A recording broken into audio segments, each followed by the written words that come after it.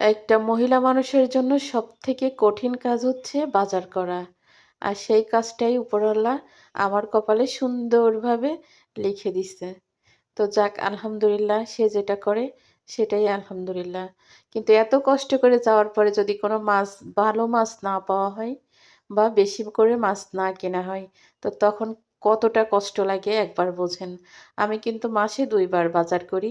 একবার মাছ কিনি আমি ৭ কেজি, ৮ কেজি, ১০ কেজির উপরে মাছ কিনি।